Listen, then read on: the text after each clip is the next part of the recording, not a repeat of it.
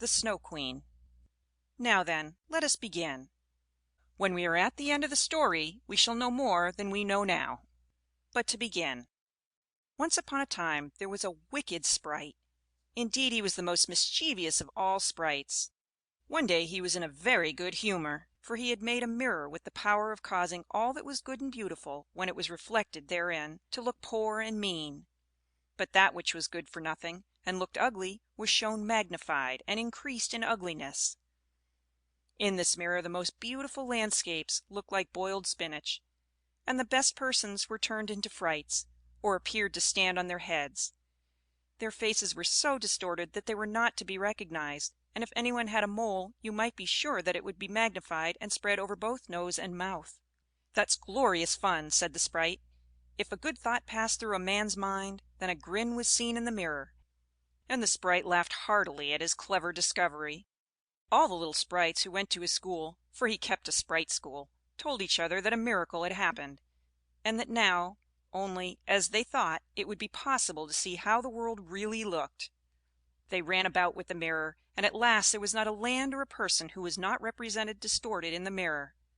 So then they thought they would fly up to the sky and have a joke there. The higher they flew with the mirror, the more terribly it grinned. They could hardly hold it fast. Higher and higher still they flew, nearer and nearer to the stars, when suddenly the mirror shook so terribly with grinning that it flew out of their hands and fell to the earth, where it was dashed in 100,000,000 and more pieces. And now it worked much more evil than before, for some of these pieces were hardly so large as a grain of sand, and they flew about in the wide world, and when they got into people's eyes, there they stayed, and then people saw everything perverted, or only had an eye for that which was evil. This happened because the very smallest bit had the same power which the whole mirror had possessed. Some persons even got a splinter in their heart, and then it made one shudder, for their heart became like a lump of ice. Some of the broken pieces were so large that they were used for window panes, through which one could not see one's friends. Other pieces were put in spectacles, and that was a sad affair when people put on their glasses to see well and rightly. Then the wicked sprite laughed till he almost choked, for all this tickled his fancy. The fine splinters still flew about in the air, and now we shall hear what happened next. Second story. A little boy and a little girl. In a large town where there are so many houses and so many people that there is no roof left for everybody to have a little garden, and where on this account most persons are obliged to content themselves with flowers in pots, there lived two little children, who had a garden somewhat larger than a flower pot. They were not brother and sister, but they cared for each other as much as if they were. Their parents lived exactly opposite. They inhabited two garrets, and where the roof of the one house joined that of the other, and the gutter ran along the extreme end of it, there was to each house a small window. One needed only to step over the gutter to get from one window to the other. The children's parents had large wooden boxes there, in which vegetables for the kitchen were planted, and little rose trees besides. There was a rose in each box, and they grew splendidly. They now thought of placing the boxes across the gutter, so that they nearly reached from one window to the other, and looked just like two walls of flowers. The tendrils of the peas hung down over the boxes, and the rose trees shot up long branches, twined round the windows, and then bent towards each other. It was almost like a triumphant arch of foliage and flowers. The boxes were very high, and the children knew that they must not creep over them, so they often obtained permission to get out of the windows to each other, and to sit on their little stools among the roses, where they could play delightfully. In winter there was an end of this pleasure. The windows were often frozen over, but then they heated copper farthings on the stove and laid the hot farthing on the window pane, and then they had a capital peep-hole, quite nicely rounded, and out of each peeped a gentle friendly eye. It was the little boy and the little girl who were looking out. His name was Kay. Hers was Gerda.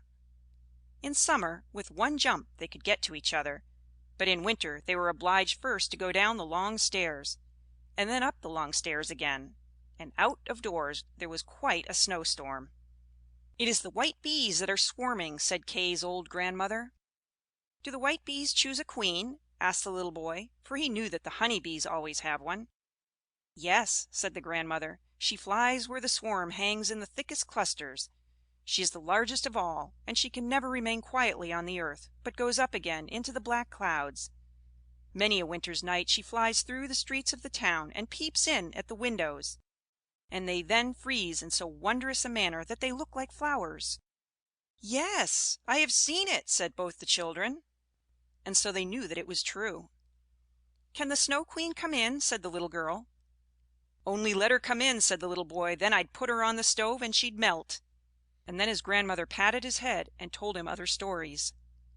In the evening, when little Kay was at home and half undressed, he climbed up on the chair by the window and peeped out of the little hole.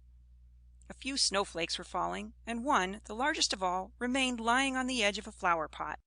The flake of snow grew larger and larger, and at last it was like a young lady, dressed in the finest white gauze, made of a million little flakes like stars.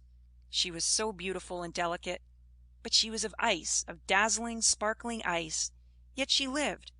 Her eyes gazed fixedly like two stars, but there was neither quiet nor repose in them. She nodded towards the window, and beckoned with her hand. The little boy was frightened, and jumped down from the chair. It seemed to him as if, at the same moment, a large bird flew past the window. The next day it was a sharp frost, and the spring came. The sun shone, the green leaves appeared, the swallows built their nests, the windows were open, and the little children again sat in their pretty garden, high up on the leads at the top of the house. That summer the roses flowered in unwonted beauty. The little girl had learned a hymn, in which there was something about roses, and then she thought of her own flowers, and she sang the verse to the little boy, who then sang it with her. "The rose in the valley is blooming so sweet, and angels descend there the children to greet." And the children held each other by the hand, kissed the roses, looked up at the clear sunshine, and spoke as though they really saw angels there. What lovely summer days those were! How delightful to be out in the air, near the fresh rose bushes, that seem as if they would never finish blossoming. Kay and Gerda looked at the picture book full of beasts and of birds, and it was then, the clock in the church tower was just striking 5, that Kay said, "Oh, I feel such a sharp pain in my heart, and now something has got into my eye." The little girl put her arms around his neck. He winked his eyes. Now there was nothing to be seen. "I think it is out now," said he, but it was not. It was just one of those pieces of glass from the magic mirror that had got into his eye, and poor Kay had got another piece right in his heart. It will soon become like ice. It did not hurt any longer, but there it was. "What are you crying for?" asked he. "You look so ugly. There's nothing the matter with me." "Oh," he said at once, "that rose is cankered, and look, this one is quite crooked. After all, these roses are very ugly. They are just like the box they are planted in." And then he gave the box a good kick with his foot, and pulled both the roses up. "What are you doing?" cried the little girl. And as he perceived her fright, he pulled up another rose, got in at the window, and hastened off from dear little Gerda. Afterwards, when she brought her picture book, he asked, "What horrid beasts have you there?" And if his grandmother told him stories, he always interrupted her. Besides, if he could manage it, he would get behind her, put on her spectacles, and imitate her way of speaking. He copied all her ways, and then everybody laughed at him. He was soon able to imitate the gait and manner of everyone in the street. Everything that was peculiar and displeasing in them that Kay knew how to imitate, and at such times all the people said, "The boy is certainly very clever." But it was the glass he had got in his eye, the glass that was sticking in his heart, which made him tease even little Gerda, whose whole soul was devoted to him. His games now were quite different to what they had formerly been. They were so very knowing. One winter's day, when the flakes of snow were flying about, he spread the skirts of his blue coat and caught the snow as it fell. "Look through this glass, Gerda," said he, and every flake seemed larger and appeared like a magnificent flower or beautiful star. It was splendid to look at. "Look, how clever!" said Kay. "That's much more interesting than real flowers. They are as exact as possible. There is not a fault in them if they did not melt." It was not long after this that Kay came one day with large gloves on, and his little sledge at his back, and bawled right into Gerda's ears, I have permission to go out into the square where the others are playing." And off he was in a moment. There in the marketplace some of the boldest of the boys used to tie their sledges to the carts as they passed by, and so they were pulled along, and got a good ride. It was so capital! Just as they were in the very height of their amusement, a large sledge passed by. It was painted quite white, and there was some one in it wrapped up in a rough white mantle of fur, with a rough white fur cap on his head. The sledge drove round the square twice, and Kay tied on his sledge as quickly as he could, and off he drove with it. On they went quicker and quicker into the next street, and the person who drove turned round to Kay and nodded to him in a friendly manner, just as if they knew each other. Every time he was going to untie his sledge, the person nodded to him, and then Kay sat quiet. And so on they went till they came outside the gates of the town. Then the snow began to fall so thickly that the little boy could not see an arm's length before him. But still on he went, when suddenly he let go the string he held in his hand in order to get loose from the sledge. But it was of no use. Still the little vehicle rushed on with the quickness of the wind. He then cried as loud as he could, but no one heard him. The snow drifted and the sledge flew on, and sometimes it gave a jerk as though they were driving over hedges and ditches. He was quite frightened, and he tried to repeat the Lord's Prayer, but all he could do, he was only able to remember the multiplication table. The snowflakes grew larger and larger, till at last they looked just like great white fowls. Suddenly they flew on one side, the large sled stopped, and the person who drove rose up. It was a lady. Her cloak and cap were of snow. She was tall and of slender figure, and of a dazzling whiteness. It was the Snow Queen. "We have traveled fast," said she, "but it is freezingly cold. Come under my bearskin." And she put him in the sledge beside her, wrapped the fur around him, and he felt as though he were sinking in a snow wreath. "Are you still cold?" asked she, and then she kissed his forehead. Ah, it was colder than ice. It penetrated to his very heart, which was already almost a frozen lump. It seemed to him as if he were about to die. But a moment more and it was quite congenial to him, and he did not remark the cold that was around him. "My sledge! Do not forget my sledge!" It was the first thing he thought of. It was there tied to one of the white chickens, who flew along with it on his back behind the large sledge. The Snow Queen kissed Kay once more, and then he forgot little Gerda, grandmother, and all whom he had left at his home. "Now you will have no more kisses," said she, "or else I should kiss you to death." Kay looked at her. She was very beautiful. A more clever or a more lovely countenance he could not fancy to himself, and she no longer appeared of ice as before when she sat outside the window and beckoned to him. In his eyes she was perfect. He did not fear her at all, and told her that he could calculate in his head and with fractions even, that he knew the number of square miles there were in the different countries, and how many inhabitants they contained, and she smiled while he spoke. It then seemed to him as if what he knew was not enough, and he looked upwards in the large huge empty space above him, and on she flew with him, flew high over the black clouds, while the storm moaned and whistled, as though it were singing some old tune. On they flew, over woods and lakes, over seas and many lands, and beneath them the chilling storm rushed fast, the wolves howled, the snow crackled. Above them flew large screaming crows, but higher up appeared the moon, quite large and bright, and it was on it that Kay gazed during the long, long winter's night, while by day he slept at the feet of the Snow Queen. Third Story. Of the Flower Garden at the Old Woman's Who Understood Witchcraft. But what became of little Gerda when Kay did not return? Where could he be? Nobody knew. Nobody could give any intelligence. All the boys knew was that they had seen him tie his sledge to another large and splendid one, which drove down the street and out of the town. Nobody knew where he was. Many sad tears were shed, and little Gerda wept long and bitterly. At last she said he must be dead, that he had been drowned in the river which flowed close to the town. Oh, those were very long and dismal winter evenings. At last spring came, with its warm sunshine. "Kay is dead and gone," said little Gerda. "That I don't believe," said the sunshine. "Kay is dead and gone," said she to the swallows. "That I don't believe," said they, and at last little Gerda did not think so any longer either. "I'll put on my red shoes," said she one morning. "Kay has never seen them, and then I'll go down to the river and ask there." It was quite early.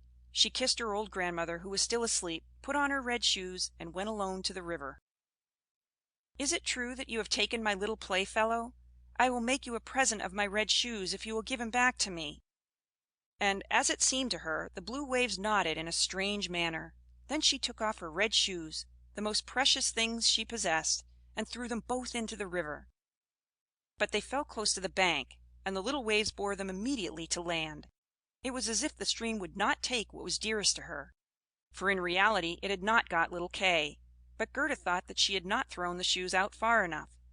So she clambered into a boat which lay among the rushes, went to the furthest end, and threw out the shoes. But the boat was not fastened, and the motion which she occasioned made it drift from the shore. She observed this, and hastened to get back, but before she could do so, the boat was more than a yard from the land, and was gliding quickly onward. Little Gerda was very frightened, and began to cry, but no one heard her except the sparrows, and they could not carry her to land, but they flew along the bank and sang as if to comfort her. "Here we are! Here we are!"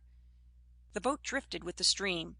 Little Gerda sat quite still without shoes, for they were swimming behind the boat, but she could not reach them, because the boat went much faster than they did. The banks on both sides were beautiful, lovely flowers, venerable trees, and slopes with sheep and cows, but not a human being was to be seen. "Perhaps the river will carry me to little Kay," said she. And then she grew less sad. She rose and looked for many hours at the beautiful green banks. Presently she sailed by a large cherry orchard, where was a little cottage with curious red and blue windows. It was thatched, and before it 2 wooden soldiers stood sentry, and presented arms when anyone went past. Gerda called to them, for she thought they were alive, but they of course did not answer. She came close to them, for the stream drifted the boat quite near the land. Gerda called still louder, and an old woman then came out of the cottage, leaning upon a crooked stick.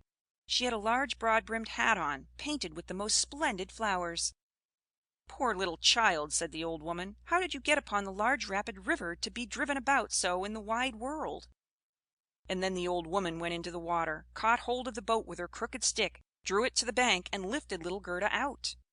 And Gerda was so glad to be on dry land again, but she was rather afraid of the strange old woman. "But come and tell me who you are, and how you came here," said she. And Gerda told her all, and the old woman shook her head and said, "Uh-huh, uh-huh." And when Gerda had told her everything, and asked her if she had not seen little Kay, the woman answered that he had not passed there, but he no doubt would come. And she told her not to be cast down, but taste her cherries, which were finer than any in a picture book, each of which could tell a whole story. She then took Gerda by the hand, led her into the little cottage, and locked the door. The windows were very high up, the glass was red, blue, and green, and the sunlight shone through quite wondrously in all sorts of colors. On the table stood the most exquisite cherries, and Gerda ate as many as she chose, for she had permission to do so. While she was eating, the old woman combed her hair with a golden comb, and her hair curled and shone with a lovely golden color around that sweet little face, which was so round and so like a rose. "I have often longed for such a dear little girl," said the old woman. "Now you shall see how well we agree together." And while she combed little Gerda's hair, the child forgot her foster brother Kay more and more. For the old woman understood magic, but she was no evil being. She only practiced witchcraft a little for her own private amusement, and now she wanted very much to keep little Gerda. She therefore went out in the garden, stretched out her crooked stick towards the rose bushes, which, beautifully as they were blowing, all sank into the earth, and no one could tell where they had stood. The old woman feared that if Gerda should see the roses, she would then think of her own, would remember little Kay, and run away from her. She now led Gerda into the flower garden. Oh, what odor and what loveliness was there! Every flower that one could think of, and every season, stood there in fullest bloom. No picture book could be gayer or more beautiful. Gerda jumped for joy, and played till the sun set behind the tall cherry tree. She then had a pretty bed, with a red silken coverlet filled with blue violets. She fell asleep, and had as pleasant dreams as ever a queen on her wedding day. The next morning she went to play with the flowers in the warm sunshine, and thus passed away a day. Gerda knew every flower, and numerous as they were, It still seemed to Gerda that one was wanting, though she did not know which. One day, while she was looking at the hat of the old woman painted with flowers, the most beautiful of them all seemed to her to be a rose. The old woman had forgotten to take it from her hat when she made the others vanish in the earth. But so it is, as one's thoughts are not collected. "What!" said Gerda, "are there no roses here?" And she ran about amongst the flower beds and looked, but there was not one to be found. She then sat down and wept, but her hot tears fell just where a rose bush had sunk. And when her warm tears watered the ground, the tree shot up suddenly as fresh and blooming as when it had been swallowed up. Gerda kissed the roses, thought of her own dear roses at home, and with them of little Kay. "Oh, how long I have stayed!" said the little girl. "I intended to look for Kay.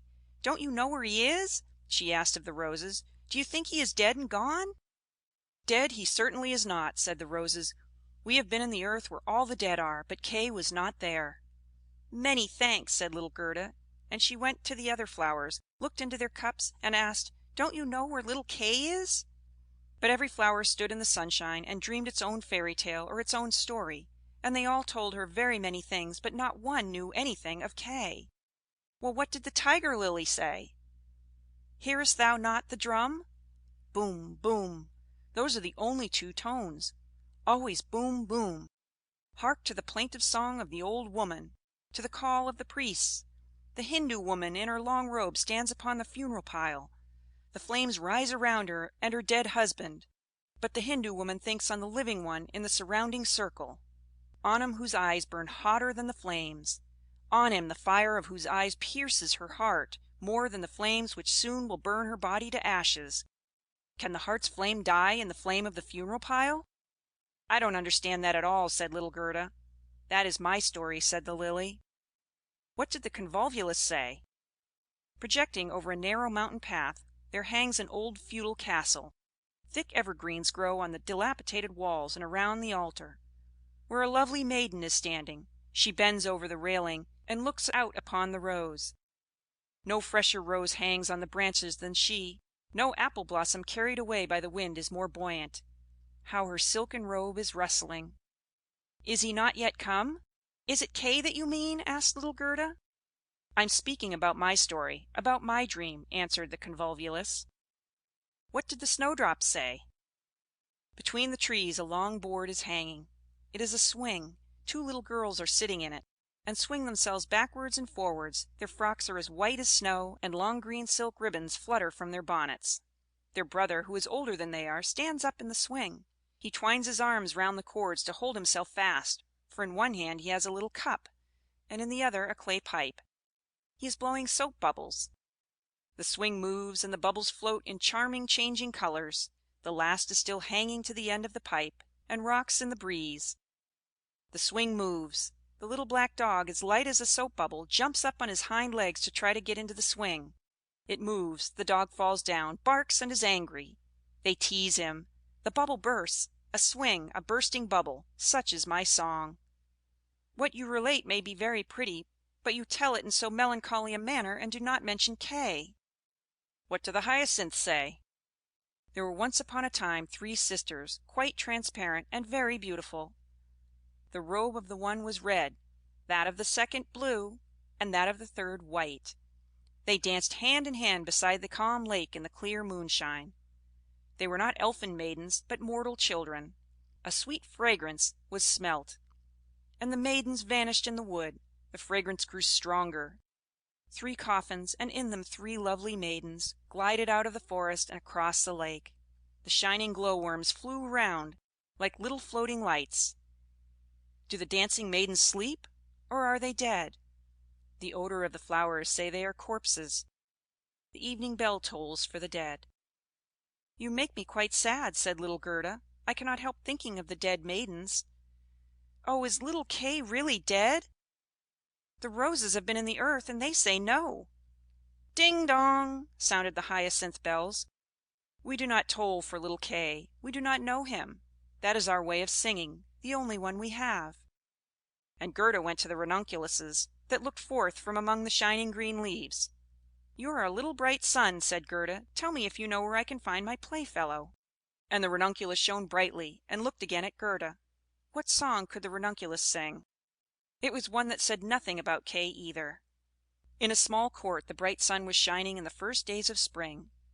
The beams glided down the white walls of a neighbor's house, and close by the fresh yellow flowers were growing, shining like gold in the warm sun rays. An old grandmother was sitting in the air. Her granddaughter, the poor and lovely servant, just come for a short visit. She knows her grandmother. There was gold, pure virgin gold, in that blessed kiss.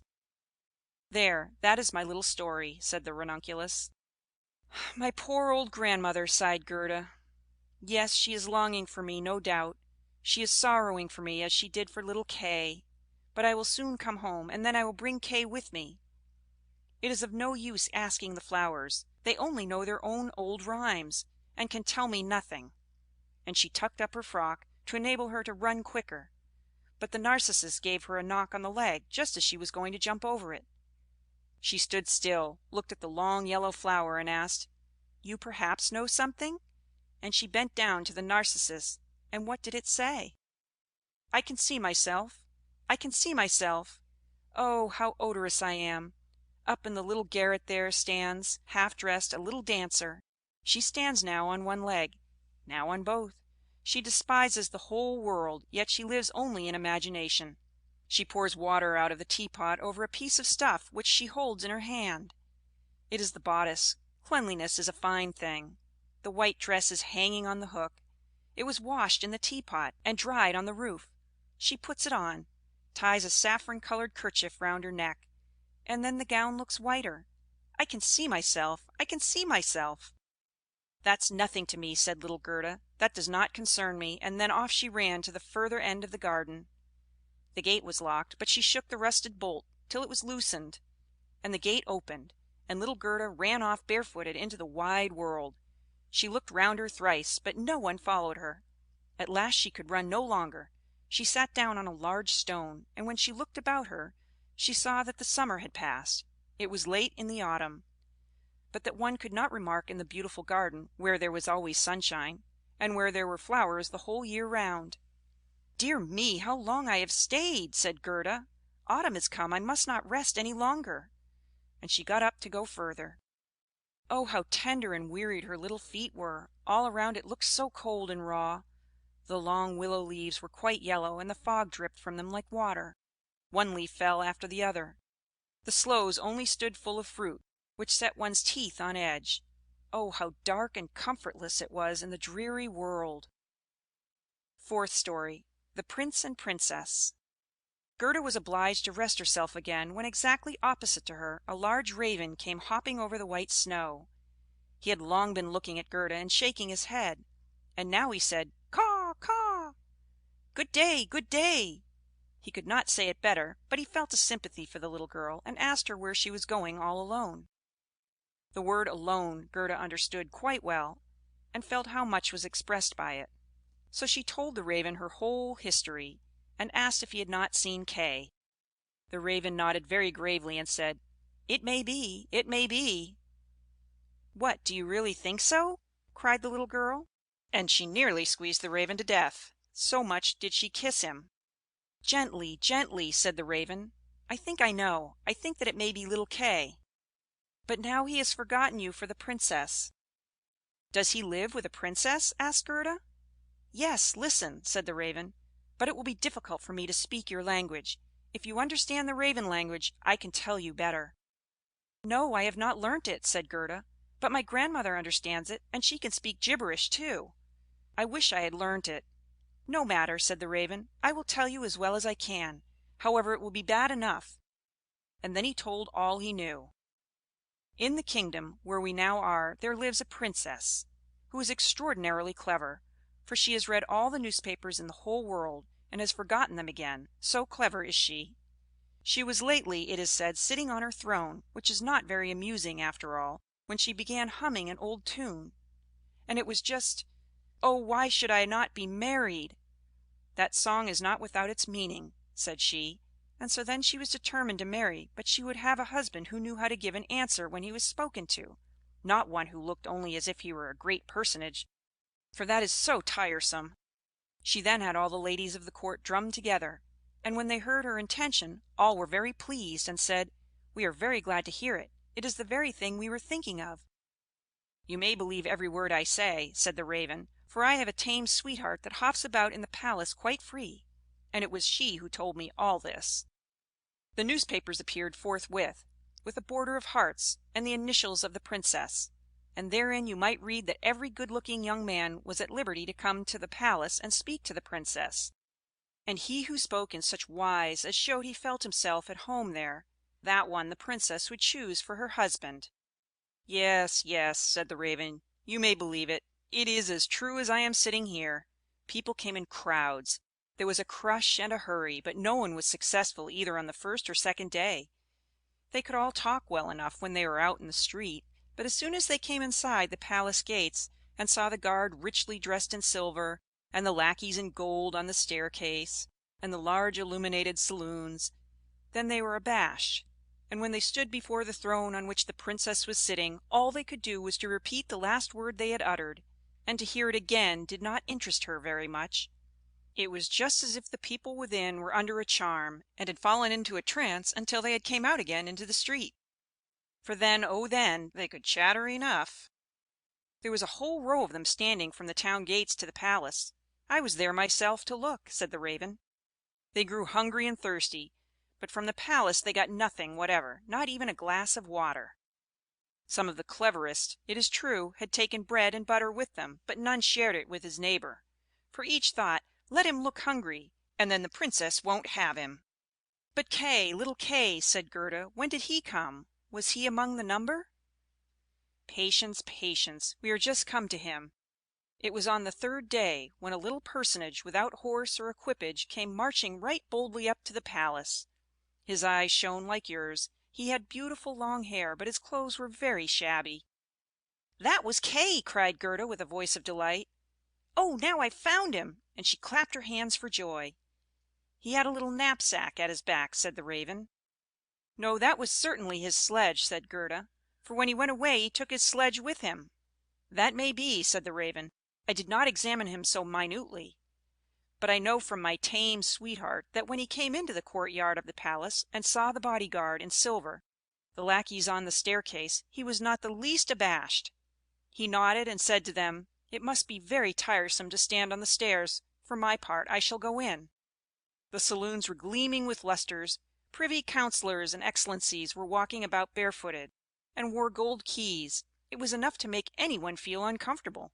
His boots creaked, too, so loudly, but still he was not at all afraid." "That's Kay for certain," said Gerda. "I know he had on new boots.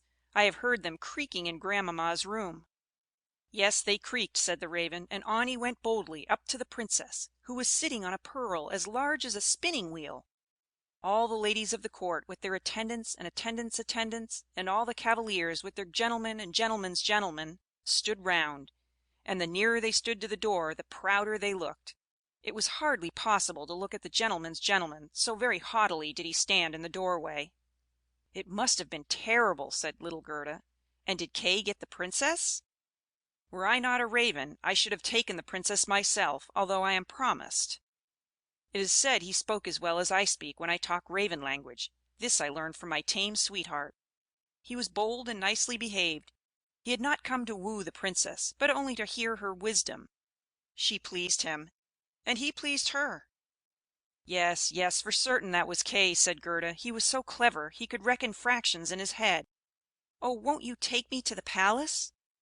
"That is very easily said," answered the Raven. "But how are we to manage it? I'll speak to my tame sweetheart about it. She must advise us. For so much I must tell you, such a little girl as you are will never get permission to enter." "Oh, yes, I shall," said Gerda. "When Kay hears that I am here, he will come out directly to fetch me." "Wait for me here on these steps," said the Raven. He moved his head backwards and forwards and flew away. The evening was closing in when the Raven returned. "Caw, caw," said he. "She sends you her compliments. And here is a roll for you. She took it out of the kitchen, where there is bread enough. You are hungry, no doubt. It is not possible for you to enter the palace, for you are barefooted. The guards in silver, and the lackeys in gold, would not allow it. But do not cry, you shall come in still. My sweetheart knows a little back stair that leads to the bedchamber. and she knows where she can get the key of it." And they went into the garden in the large avenue, where one leaf was falling after the other. And when the lights in the palace had all gradually disappeared, the Raven led little Gerda to the back door, which stood half open. Oh, how Gerda's heart beat with anxiety and longing! It was just as if she had been about to do something wrong, and yet she only wanted to know if little Kay was there. Yes, he must be there. She called to mind his intelligent eyes and his long hair so vividly. She could quite see him as he used to laugh when they were sitting under the roses at home. He will no doubt be glad to see you, to hear what a long way you have come for his sake, to know how unhappy all at home were when he did not come back. Oh, what a fright and joy it was! They were now on the stairs. A single lamp was burning there, and on the floor stood the tame Raven, turning her head on every side and looking at Gerda, who bowed as her grandmother had taught her to do. "My intended has told me so much good of you, my dear young lady," said the tame Raven. "Your tale is very affecting. If you will take the lamp, I will go before. We will go straight on, for we shall meet no one." "I think there is somebody just behind us," said Gerda, and something rushed past. It was like shadowy figures on the wall, horses with flowing manes and thin legs, huntsmen, ladies, and gentlemen on horseback. "They are only dreams," said the Raven. "They come to fetch the thoughts of the high personages to the chase. 'Tis well, for now you can observe them in bed all the better. But let me find, when you enjoy honor and distinction, that you possess a grateful heart." "Tut! That's not worth talking about," said the Raven of the woods. They now entered the first saloon, which was of rose color satin, with artificial flowers on the wall. Here the dreams were rushing past, but they hastened by so quickly that Gerda could not see the high personages. One hall was more magnificent than the other; one might indeed well be abashed. And at last they came into the bedchamber.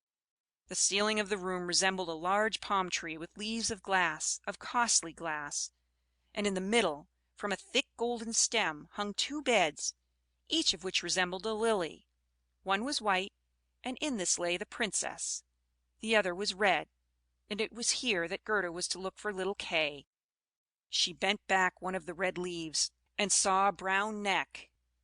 Oh, that was Kay! She called him quite loud by name, held the lamp towards him. The dreams rushed back again into the chambers. He awoke, turned his head, and it was not little Kay.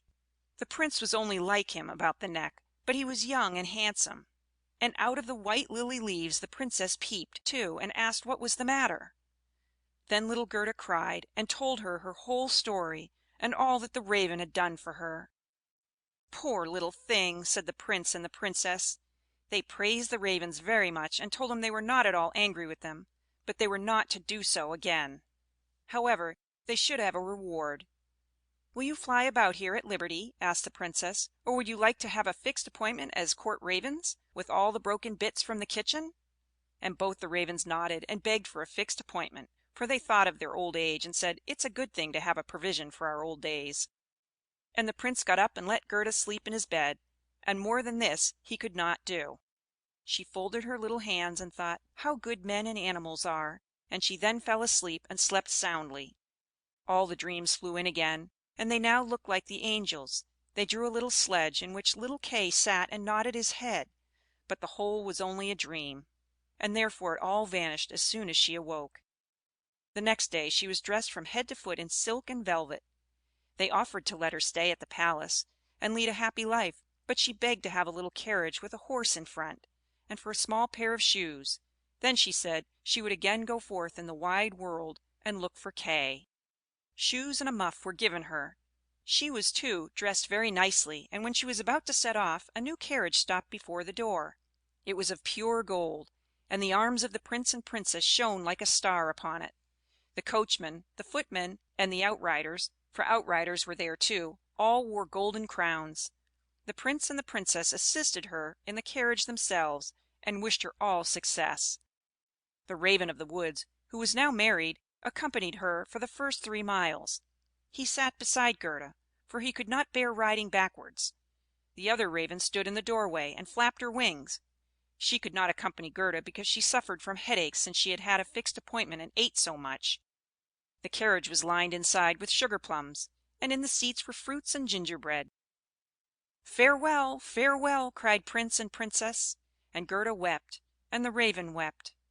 Thus passed the first miles, and then the Raven bade her farewell. And this was the most painful separation of all.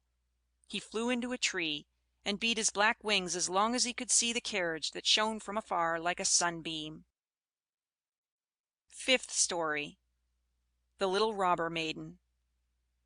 They drove through the dark wood, but the carriage shone like a torch, and it dazzled the eyes of the robbers so that they could not bear to look at it.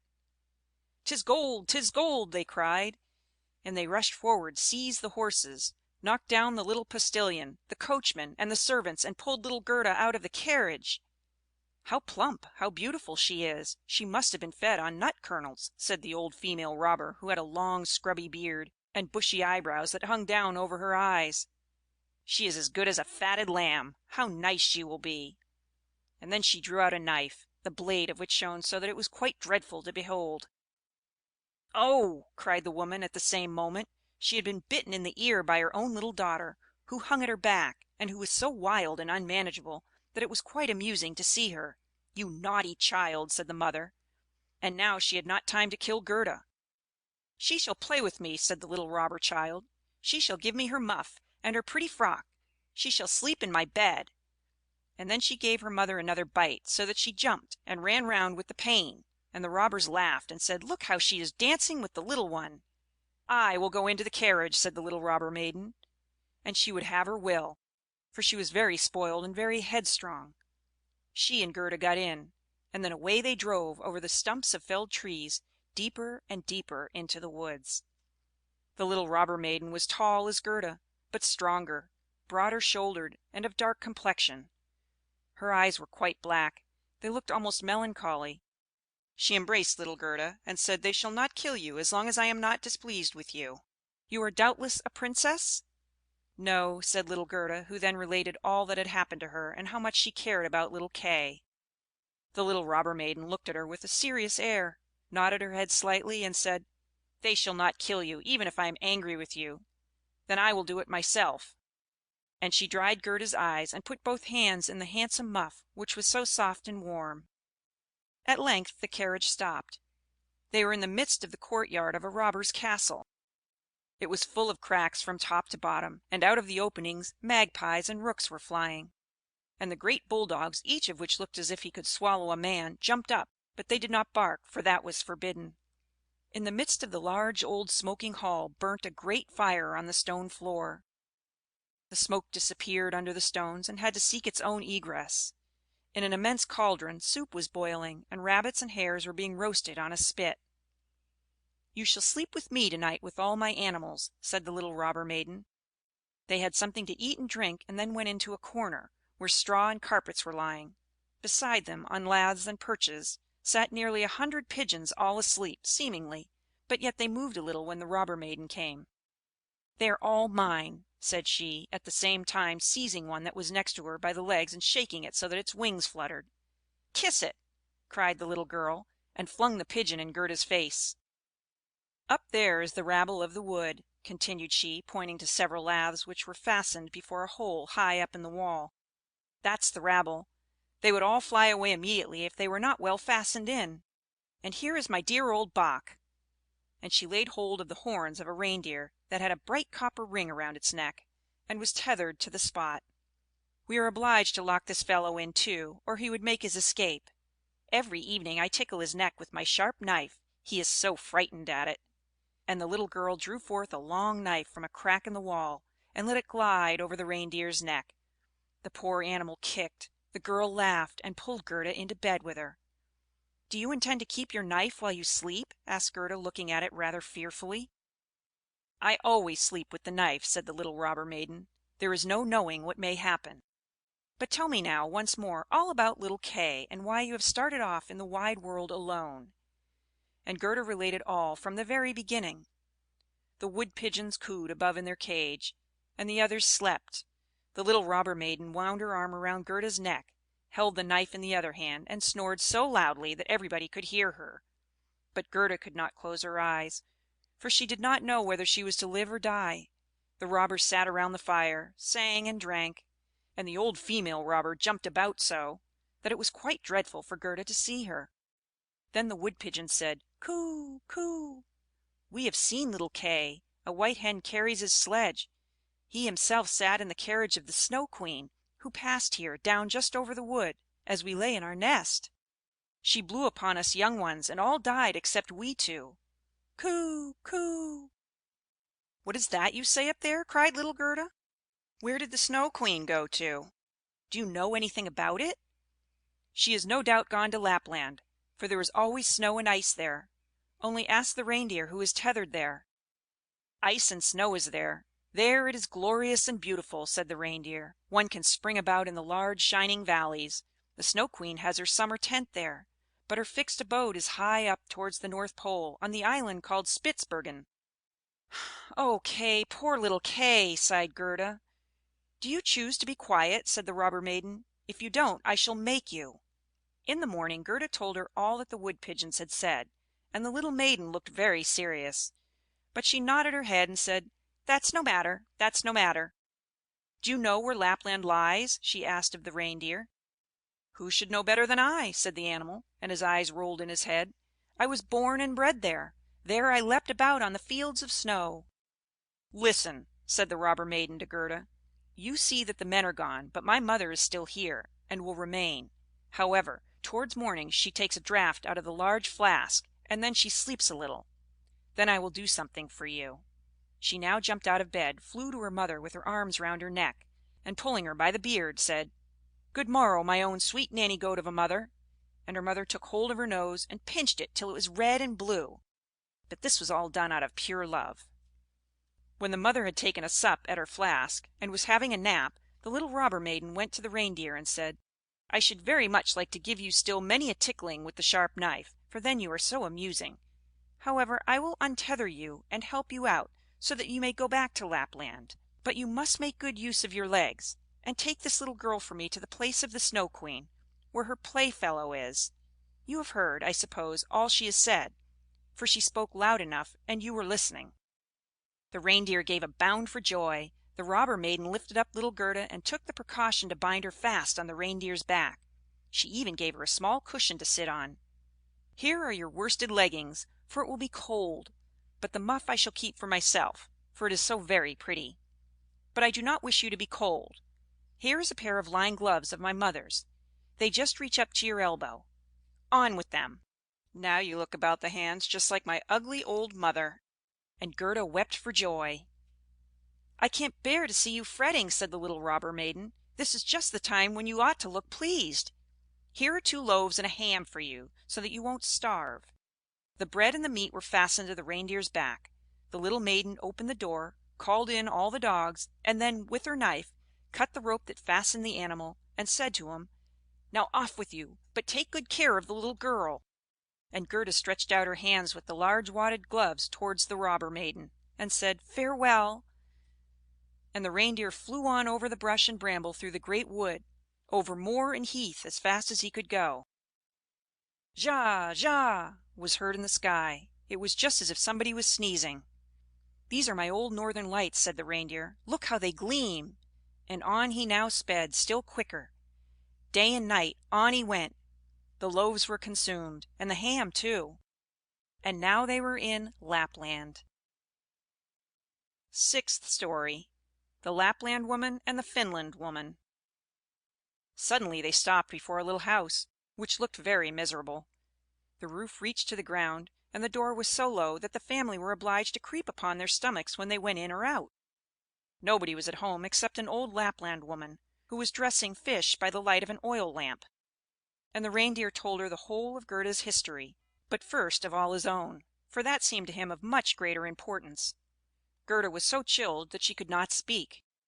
"Poor thing," said the Lapland woman, "you have far to run still. You have more than 100 miles to go before you get to Finland. There the Snow Queen has her country house, and burns blue lights every evening. I will give you a few words from me, which I will write on a dried haberdine, for paper I have none. This you can take with you to the Finland woman, and she will be able to give you more information than I can."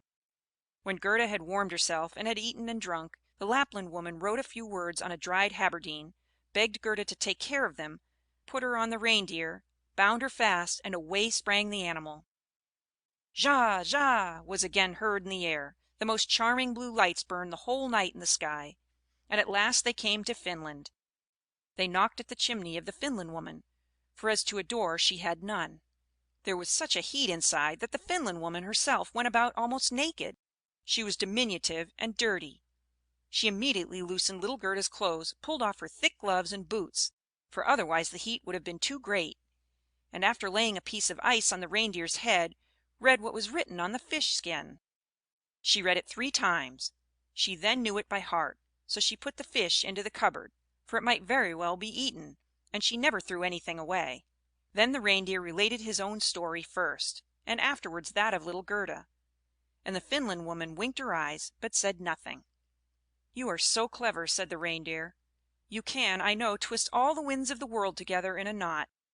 If the seaman loosens one knot, then he has a good wind; if a second, then it blows pretty stiffly; if he undoes the third and fourth, then it rages so that the forests are upturned. Will you give the little maiden a potion, that she may possess the strength of 12 men and vanquish the Snow Queen?" "The strength of 12 men!" said the Finland woman. "Much good that would be!" Then she went to the cupboard, and drew out a large skin rolled up. When she had unrolled it, strange characters were to be seen written thereon, and the Finland woman read at such a rate that the perspiration trickled down her forehead.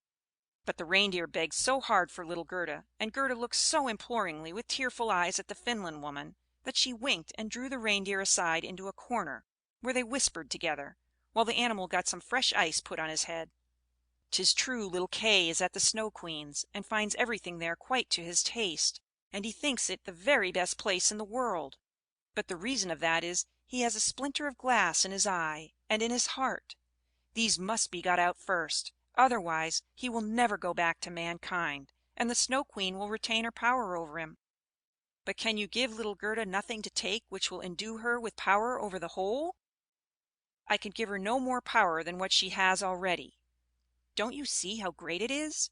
Don't you see how men and animals are forced to serve her? How well she gets through the world barefooted? She must not hear of her power from us. That power lies in her heart, because she is a sweet and innocent child. If she cannot get to the Snow Queen by herself, and rid little Kay of the glass, we cannot help her. 2 miles hence the garden of the Snow Queen begins. Thither you may carry the little girl. Set her down by the large bush with red berries, standing in the snow. Don't stay talking, but hasten back as fast as possible." And now the Finland woman placed little Gerda on the reindeer's back, and off he ran with all imaginable speed. "Oh, I have not got my boots! I have not brought my gloves!" cried little Gerda. She remarked she was without them for the cutting frost, but the reindeer dared not stand still. On he ran till he came to the great bush with the red berries, and there he set Gerda down, kissed her mouth, while large bright tears flowed from the animal's eyes, and then back he went as fast as possible. There stood poor Gerda now, without shoes or gloves, in the very middle of dreadful icy Finland. She ran on as fast as she could. There then came a whole regiment of snowflakes, but they did not fall from above, and they were quite bright and shining from the aurora borealis. The flakes ran along the ground, and the nearer they came the larger they grew. Gerda remembered how large and strange the snowflakes appeared when she once saw them through a magnifying glass. But now they were large and terrific in another manner. They were all alive. They were the outposts of the Snow Queen. They had the most wondrous shapes. Some looked like large ugly porcupines, others like snakes knotted together, with their heads sticking out, and others again like small fat bears, with the hair standing on end. All were of dazzling whiteness. All were living snowflakes. Little Gerda repeated the Lord's Prayer. The cold was so intense that she could see her own breath, which came like smoke out of her mouth. It grew thicker and thicker, and took the form of little angels that grew more and more when they touched the earth. All had helms on their heads, and lances, and shields in their hands. They increased in numbers, and when Gerda had finished the Lord's Prayer, she was surrounded by a whole legion. They thrust at the horrid snowflakes with their spears, so that they flew into 1,000 pieces, and little Gerda walked on bravely and in security. The angels patted her hands and feet, and then she felt the cold less, and went on quickly towards the palace of the Snow Queen. But now we shall see how Kay fared. He never thought of Gerda, and least of all that she was standing before the palace. Seventh story. What took place in the palace of the Snow Queen, and what happened afterward. The walls of the palace were of driving snow, and the windows and doors of cutting winds. There were more than 100 halls there, according as the snow was driven by the winds. The largest was many miles in extent. All were lighted up by the powerful aurora borealis, and all were so large, so empty, so icy cold, and so resplendent. Mirth never reigned there. There was never even a little bear ball, with the storm for music, while the polar bears went on their hind legs and showed off their steps. Never a little tea party of white young lady foxes. Vast, cold, and empty were the halls of the Snow Queen. The northern lights shone with such precision that one could tell exactly when they were at their highest or lowest degree of brightness. In the middle of the empty, endless hall of snow was a frozen lake. It was cracked in 1,000 pieces, but each piece was so like the other that it seemed the work of a cunning artificer. In the middle of this lake sat the Snow Queen when she was at home, and then she said she was sitting in the mirror of understanding, and that this was the only one and the best thing in the world. Little Kay was quite blue, yes, nearly black with cold, but he did not observe it, for she had kissed away all feeling of cold from his body, and his heart was a lump of ice. He was dragging along some pointed flat pieces of ice, which he laid together in all possible ways, for he wanted to make something with them, just as we have little flat pieces of wood to make geometrical figures with, called the Chinese puzzle. Kay made all sorts of figures, the most complicated, for it was an ice puzzle for the understanding. In his eyes the figures were extraordinarily beautiful, and of the utmost importance, for the bit of glass which was in his eye caused this. He found whole figures which represented a written word, but he never could manage to represent just the word he wanted. That word was eternity.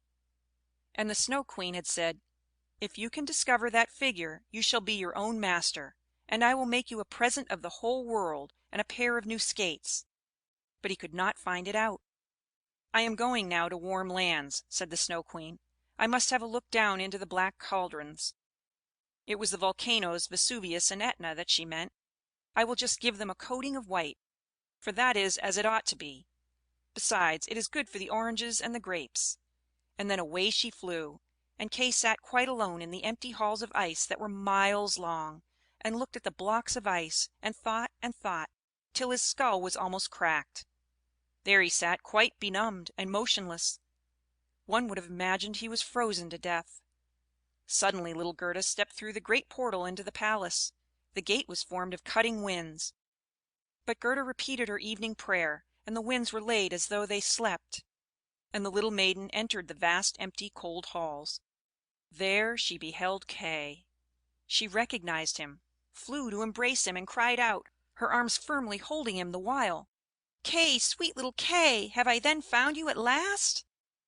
But he sat quite still, benumbed and cold. Then little Gerda shed burning tears, and they fell on his bosom. They penetrated to his heart. They thawed the lumps of ice, and consumed the splinters of the looking glass. He looked at her, and she sang the hymn, "The rose in the valley is blooming so sweet, and angels descend there the children to greet." Hereupon Kay burst into tears. He wept so much that the splinter rolled out of his eye, and he recognized her, and shouted, "Gerda, sweet little Gerda, where have you been so long? And where have I been?" He looked round. "How cold it is here!" said he. "How empty and cold!" And he held fast by Gerda, who laughed and wept for joy. It was so beautiful that even the blocks of ice danced about for joy. And when they were tired and laid themselves down, they formed exactly the letters which the Snow Queen had told them to find out. So now he was his own master, and he would have the whole world and a pair of new skates into the bargain. Gerda kissed his cheeks, and they grew quite blooming. She kissed his eyes, and they shone like her own. She kissed his hands and feet, and he was again well and merry. The Snow Queen might come back as soon as she liked. There stood his discharge written in resplendent masses of ice. They took each other by the hand, and wandered forth out of the large hall. They talked of their old grandmother, and of the roses upon the roof. And wherever they went, the wind ceased raging, and the sun burst forth. And when they reached the bush with the red berries, they found the reindeer waiting for them. He had brought another, a young one, with him, whose udder was filled with milk, which he gave to the little ones, and kissed their lips. They then carried Kay and Gerda first to the Finland woman, where they warmed themselves in the warm room, and learned what they were to do on their journey home. And they went to the Lapland woman, who made some new clothes for them and repaired their sledges. The reindeer and the young hind leaped along beside them, and accompanied them to the boundary of the country. Here the first vegetation peeped forth. Here Kay and Gerda took leave of the Lapland woman. "Farewell, farewell," they all said, and the first green buds appeared. The first little birds began to chirp, and out of the wood came riding on a magnificent horse which Gerda knew. It was one of the leaders in the golden carriage, a young damsel with a bright red cap on her head, and armed with pistols. It was the little robber maiden, who, tired of being at home, and determined to make a journey to the north, and afterwards in another direction if that did not please her. She recognized Gerda immediately, and Gerda knew her too. It was a joyful meeting. "You are a fine fellow for tramping about," said she to little Kay. "I should like to know, faith, if you deserve that one should run from one end of the world to the other for your sake." But Gerda patted her cheeks and inquired for the prince and princess. "They are gone abroad," said the other. "But the raven?" asked little Gerda. "Oh, the raven is dead," she answered. "His tame sweetheart is a widow, and wears a bit of black worsted round her leg. She laments most piteously, but it's all mere talk and stuff. Now tell me what you've been doing, and how you managed to catch him." And Gerda and Kay both told their story. "And Schnipp, Schnapp, Schnurr, Basiler," said the robber maiden, and she took the hands of each, and promised that if she should some day pass through their town where they lived, she would come and visit them. And then away she rode. Kay and Gerda took each other's hand. It was lovely spring weather, with abundance of flowers and of verdure. The church bells rang, and the children recognized the high towers and the large town. It was that in which they dwelt. They entered and hastened up to their grandmother's room, where everything was standing as formerly. The clock said tick tack, and the fingers moved round; but as they entered, they remarked that they were now grown up. The roses on the leads hung blooming at the open window. There stood the little children's chairs, and Kay and Gerda sat down on them, holding each other by the hand. They both had forgotten the cold, empty splendor of the Snow Queen, as though it had been a dream. The grandmother sat in the bright sunshine and read aloud from the Bible: "Unless ye become as little children, ye cannot enter the kingdom of heaven." And Kay and Gerda looked in each other's eyes, and all at once they understood the old hymn: "The rose in the valley is blooming so sweet, and angels descend there the children to greet." There sat the two grown-up persons, grown up and yet children, children at least in heart, and it was summer time. Summer, glorious summer. End of The Snow Queen.